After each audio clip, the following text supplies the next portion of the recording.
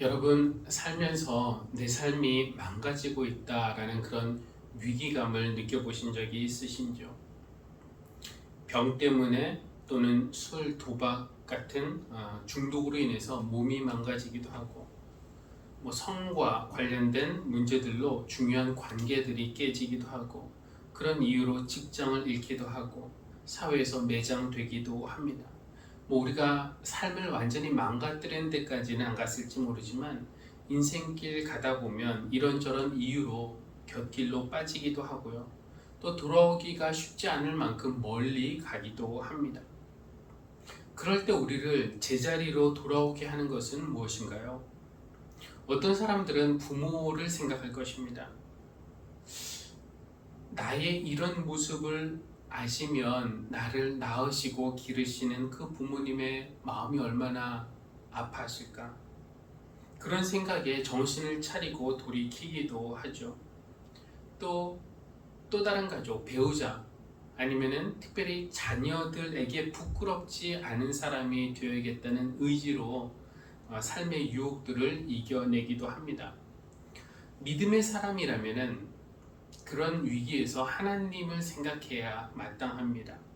그렇죠? 이런 부끄러운 모습으로 살아가면 나를 사랑하셔서 십자가에서 생명을 내어주고 나를 살리실 뿐만 아니라 이런 나를 하나님의 일꾼으로 부르시고 또 나에게 기대하시는 그 하나님이 얼마나 실망하실까, 얼마나 아파하실까. 하나님의 그 은혜를 헛되게 하고 싶지 않은 그 마음으로 우리는 삶의 유혹들을 이겨낼 수 있는 그런 능력을 구합니다. 성경은 우리에게 하나님의 부르심에 합당하게 살라고 명합니다. 그 하나님의 부르심에 합당한 삶이란 무엇일까?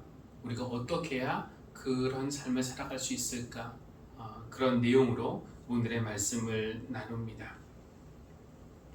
하나님은 사람을 부르시는 분이십니다. 처음부터 그랬습니다.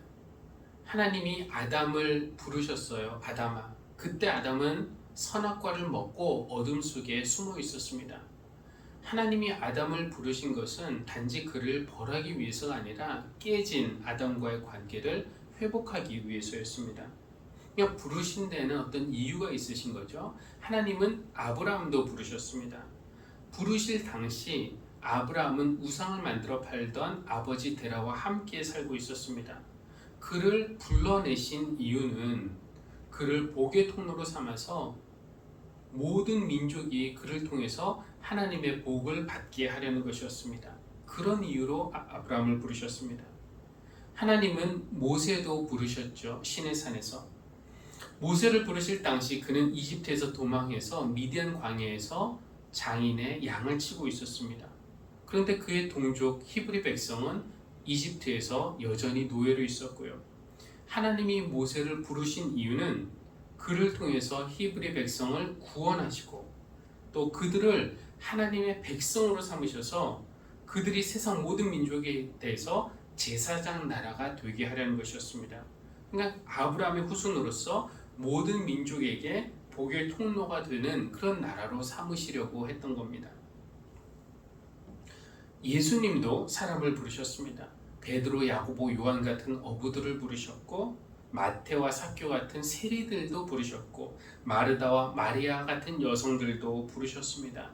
하나님 나라의 사람을 부르는 일을 같이 하자고, 생명 살리는 일 같이 하자고 부르신 것입니다.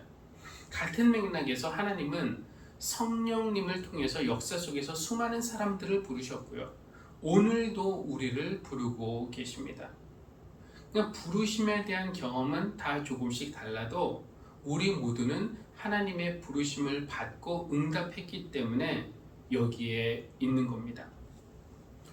부르심의 그 부름을 받은 사람들에게 요구되는 것은 부르심에 합당하게 살아가는 것입니다. 에베소서 4장 1절 여러분은 부르심을 받았으니 그 부르심에 합당하게 살아가십시오. 하나님이 사람을 부르실 때에는 그에게 가지시는 기대가 있는 겁니다.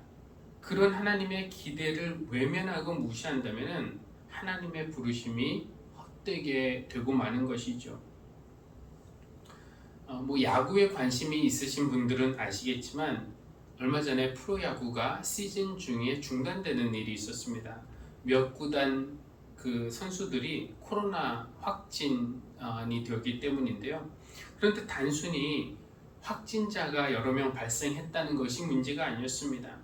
몇몇 선수들이 외부 여성들과 숙소인 호텔방에서, 또 때로는 숙소를 떠난 다른 호텔방에서 밤늦게까지 그들과 술을 마셨고, 그 과정에서 코로나에 감염되었고, 또 조사 과정에서는 동선을 숨기고 거짓말까지 했습니다. 근데 안타깝게도 그 선수들 중에는 이번 올림픽에 국가대표로 뽑힌, 그쵸? 국가의 부름을 받은 선수들도 포함되어 있었습니다. 어떻게 보면 성인이 술을 마시는 것은 그의 자유입니다. 그리고 야구 선수이기 전에 결혼한 사람이 외부 여성과 호텔방에서 밤늦게까지 술을 마셨다는 것은 뭐 비난받을 만한 행동이지만 그렇다고 범법 행위까지는 아닙니다. 그것도 그의 자유에 속할 수 있어요. 그러나 국가의 부름을 받아서 우리나라를 대표하는 국가대표가 그렇게 했다? 이것은 개인의 일탈을 넘어서 선수단 전체 사기와 명예, 그리고 국가의 명예까지도 떨어뜨리는 행동입니다. 그것은 국가의 부름을 받은 사람에게 합당한 행동은 아니었습니다. 결국 그들은 국가대표에서 제외되었어요. 우리는 국가보다 훨씬 큰 하나님의 부름을 받은 사람들입니다. 하나님의 부르심에 합당한 삶이란 어떤 것일까요? 우리가 뭐 상식적으로 몇 가지 생각해 볼 수 있어요. 우리를 부른 국가의 명예를 손상시키는 행동을 하지 않는 것처럼 우리를 부르신 하나님의 명예를 손상시키는 일을 삼가는 것, 그것이 부르심에 합당한 삶이라고 할 수 있고요. 또 부르신 그 목적이 있잖아요. 우리를 복의 통로로 삼아서 세상 모든 사람에게 하나님의 복을 끼치는 것이 우리의 존재 이유임을 기억하면서 그 일을 감당하는 것이 바로 부르심이 합당한 삶이라고 할 수 있습니다. 그리고 또 하나는 같이 부름을 받은 사람들, 교회, 그 사람들끼리 싸우고 분열하는 것이 아니라 서로 아껴주고 격려하고 위로하고 섬기는 것, 즉 서로 용납하는 것입니다.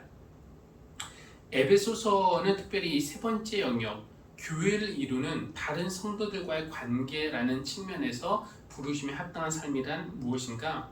2절에서 이렇게 말합니다. 겸손함과 온유함으로 깍듯이 대하십시오.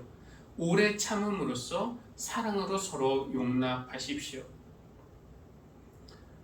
그러니까 1절에서 부르심이 합당하게 살려고 하면서 2절에서 결론적으로 말하는 것은 사랑으로 서로를 용납, 받아들이라는 것입니다. 그것이 부르심이 합당한 삶인데 그런 삶을 살기 위해서 요구되는 세 가지 덕목이 바로 겸손과 온유와 오래 참음입니다. 겸손은 무엇입니까? 남을 나보다 낮게, 발음이 같지만 나보다 낮게 여기는 것이 아니라 나보다 낮게 여기는 것입니다. 그렇다고 자기를 비하하거나 무조건 낮추는 것이 아니고요. 겸손이라는 것은 하나님 앞에서 내가 누구인가를 제대로 보는 것입니다. 나는 누구인가? 하나님이 소중히 여기시는 존재이기 때문에 나를 지나치게 비하할 것도 없고요. 그러나 여전히 부족한 죄인이기 때문에 나를 너무 대단하게 생각하고 높일 것도 없습니다. 우리가 자신에 대해서 이런 시각을 가지면은 다른 사람에 대해서도 같은 시각을 가질 수 있어요. 그렇기 때문에 다른 사람을 정죄하거나 판단하지 않습니다. 내가 하나님께 소중한 것처럼 다른 사람도 하나님에게 소중하다는 것을 인정하고 소중히 여깁니다. 또 내가 부족한 것처럼 그도 부족하다는 것을 감안하고 긍휼한 마음으로 이해하고 받아줄 수 있습니다. 그것이 겸손입니다.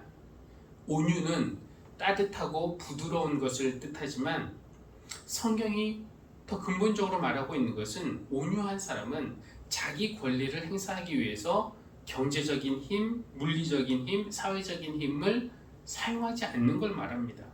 그러니까 타인을 더 생각하기 때문에 나의 권리, 나의 자유, 이것을 기꺼이 제한하는 사람이 온유한 사람이죠. 오래 참는다는 것은 말 그대로 한 번 더 참는 겁니다. 하고 싶은 말이 있어도 유익하지 않으면 한 번 더 삼키고, 화내고 싶은 마음이 들지만 그 마음 한 번 더 다스리고, 타인의 변화가 더디지만 한 번 더 기다려주는 것, 겸손, 온유, 오래 참음, 이런 덕목들이 우리로 하여금 부르심에 합당한 삶을 살아가게끔 도와줍니다. 그런데 이런 좋은 것들이 내가 내 안에서 자체적으로 생산하는 것이 매우 어렵기 때문에 우리는 기도를 할 때 바로 이런 덕목들을 구해야 하는 것입니다. 우리가 하나님에게 구할 때 어떤 세상에서의 성공과 또 명예와 인기와 물질 이런 거 구하는 것보다는 하나님의 성품을 구하는 것, 그렇죠? 겸손과 온유와 오래 참음, 이런 성품을 구할 수 있는 우리가 되기를 바랍니다. 그렇게 예수님의 성품을 점점 닮아갈 때 하나님의 부르심에 합당한 삶을 살아갈 수 있는 우리 모두가 되기를 기원합니다. 하나님의 부르심을 받은 사람 중에 다윗 이야기를 잠시 하고 싶은데요. 하나님은 다윗을 그냥 하나님의 백성 중 한 명으로 부르신 것이 아니라 하나님 백성을 다스릴 왕으로 부르셨어요. 그는 7 아들 중에 막내였습니다. 하는 일은 양을 돌보는 천한 일이었습니다. 그의 아버지는 왕의 예비 후보 명단을 만들 때 막내 아들을 포함시키지 않을 정도로 그를 대수롭지 않게 여겼습니다. 그런데 하나님은 더 잘난 다른 사람들 다 제쳐놓고서 다윗을 선택하셨습니다. 왜인가? 바로 그 마음 중심에 하나님을 신뢰하고 사랑하는 마음을 보셨기 때문입니다. 그런데 하나님이 그 정도로 그를 봐주시고 믿어주셨다면은 왕이 돼서 정말 잘했어야 되잖아요. 그런데 다윗이 권력의 정점에 올랐을 때 그는 자기를 왕으로 부르신 하나님을 크게 실망시키는 그런 일을 하게 됩니다.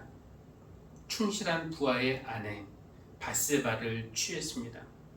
간음을 했고 그 죄를 은폐하려고 했고요.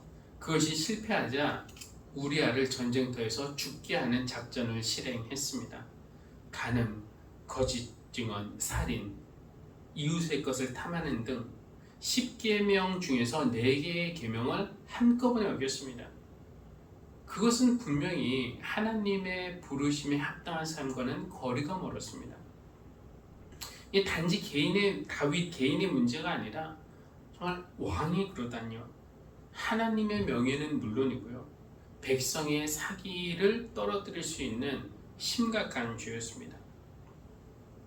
그런데 감사한 것은 다윗의 이야기가 여기서 끝나지 않았다는 거죠. 하나님은 예언자 나단을 다윗에게 보내셨습니다.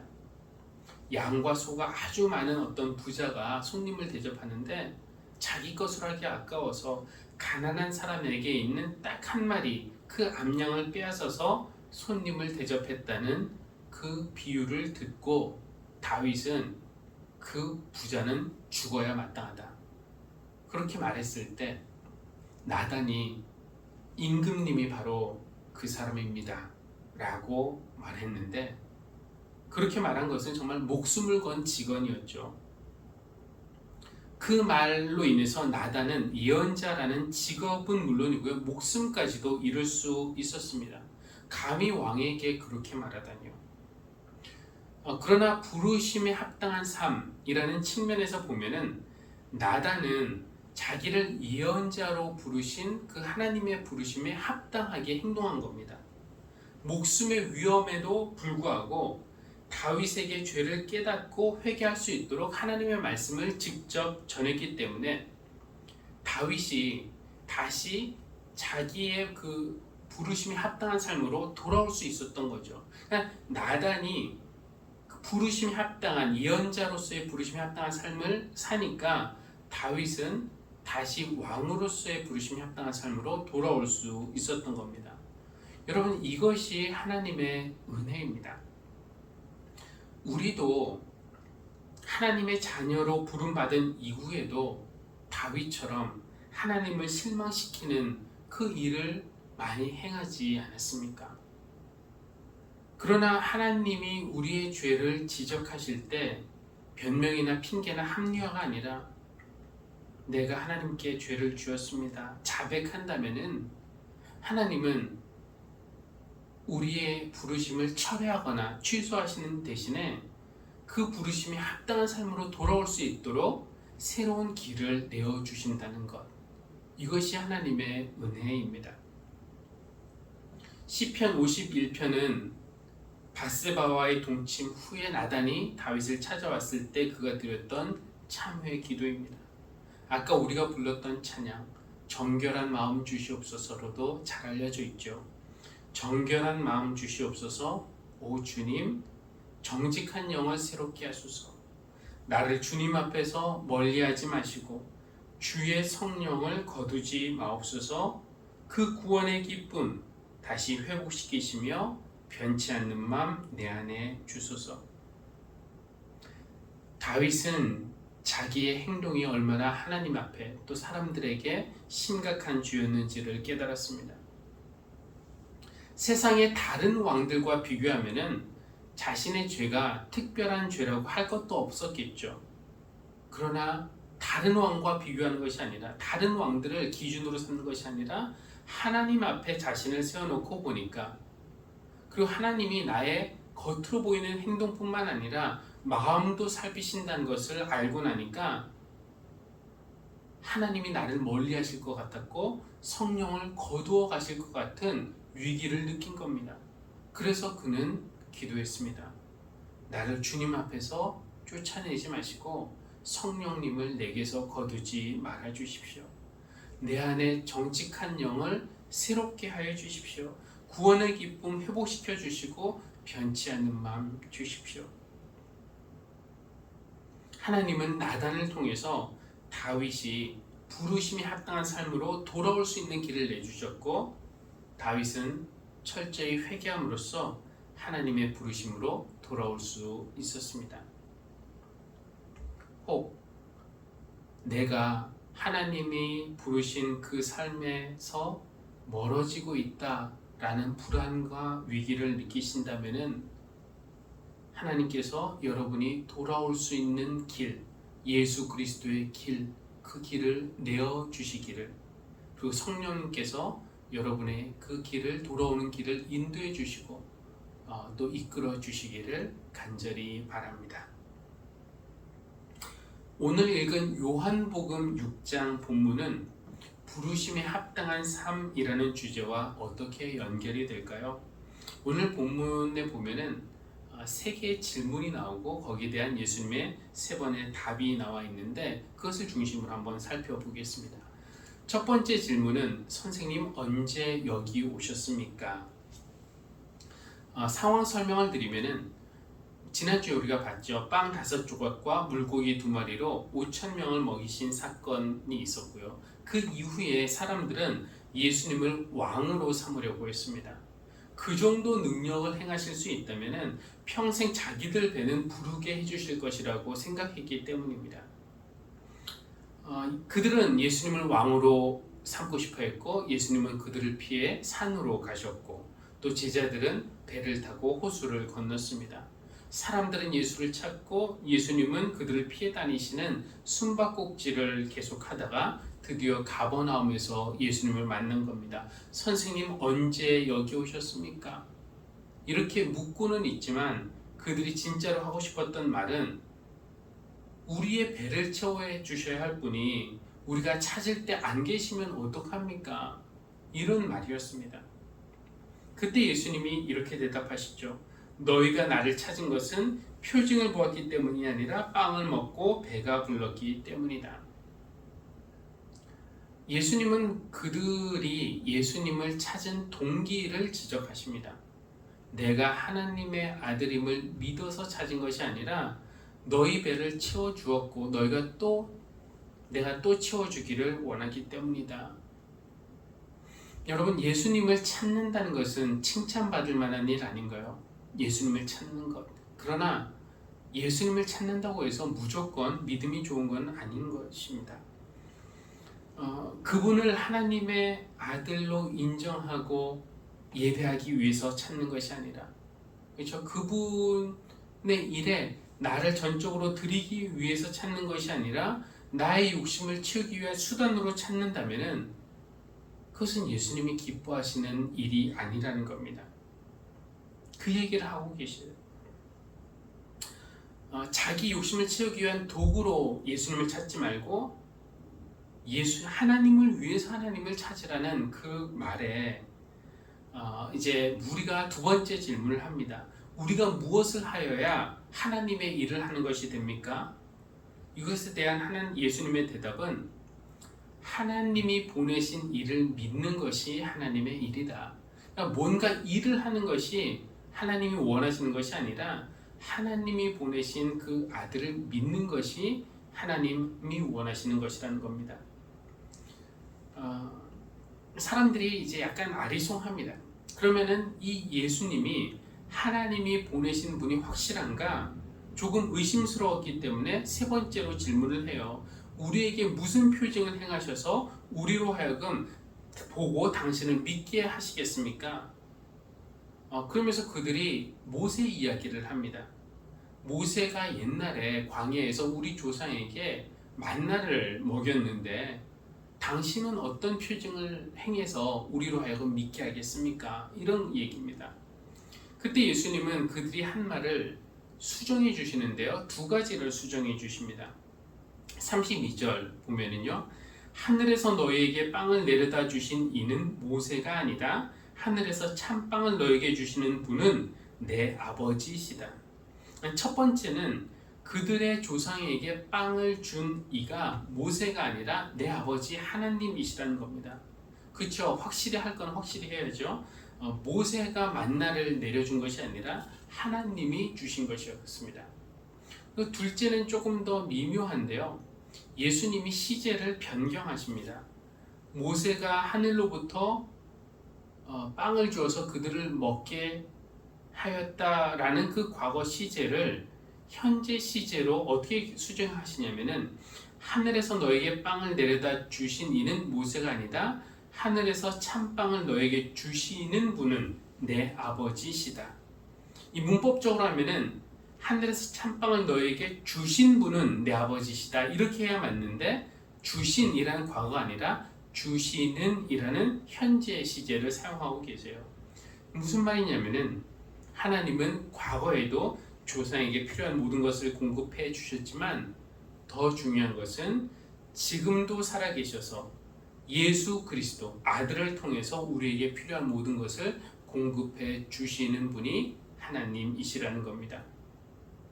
그래서 예수님의 그 세 가지 대답의 키워드는 찾는 것, 믿는 것, 주시는 것 이렇게 세 가지로 말씀할 수 있는데 하나님의 부르심에 합당한 삶이란 무엇인가에 대한 그 답은 내 욕심을 채우기 위한 수단으로 예수님을 찾는 것이 아니라 예수님을 하나님이 보내신 아들로 믿는 것, 그리고 그분이 주시는 생명을 늘 공급받기 위해서 예수님 안에 머무는 것, 이것이 하나님의 부르심에 합당한 삶이라고 할 수가 있겠습니다.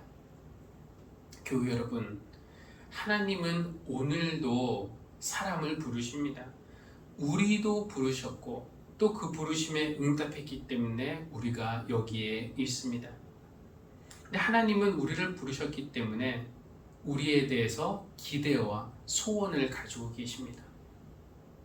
우리가 살아가면서 내 삶의 기준을 다른 사람에게 맞추는 것이 아니라 아니면 세상의 어떤 성공이나 행복 여기에 기준을 두는 것이 아니라 하나님이 나에 대해서 우리에 대해서 가지고 계시는 그 기대를 우리 삶의 기준으로 삼으면 어떻겠습니까?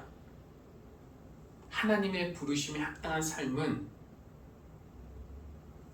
에베소서의 말씀에 따르면 겸손과 온유와 오래 참음으로 서로를 용납하는 삶, 그것이 하나님의 부르심에 합당한 삶이고요. 또 다윗의 이야기에 의하면은 죄를 짓고 하나님의 부르심에 합당한 삶에서 멀어졌을 때에도 깨닫는다면은 다시 회개해서 하나님이 부르신 그 삶으로 돌아오는 것. 그리고 세 번째, 요한복음에 의하면은 내 욕심을 채우기 위한 수단으로 예수님을 찾는 것이 아니라 예수님이 주시는 생명을 늘 공급받기 위해서, 은혜를 공급받기 위해서 그분과의 사귐 속에 늘 머무는 삶. 이것이 하나님의 부르심에 합당한 삶이라고 할 수가 있겠습니다. 우리가 하나님의 부르심을 기억하면서 그 부르심에 합당한 삶을 살 수 있도록, 혹 그 부르심에 합당한 삶에서 멀어졌다면은 돌아올 수 있도록 하나님께서 우리에게 은혜를 베풀어 주시기를, 그래서 우리가 하나님의 기대에 맞게 세상에 예수 그리스도의 복을 끼칠 수 있는 그런 교회가 되기를 주님의 이름으로 기원합니다. 아멘.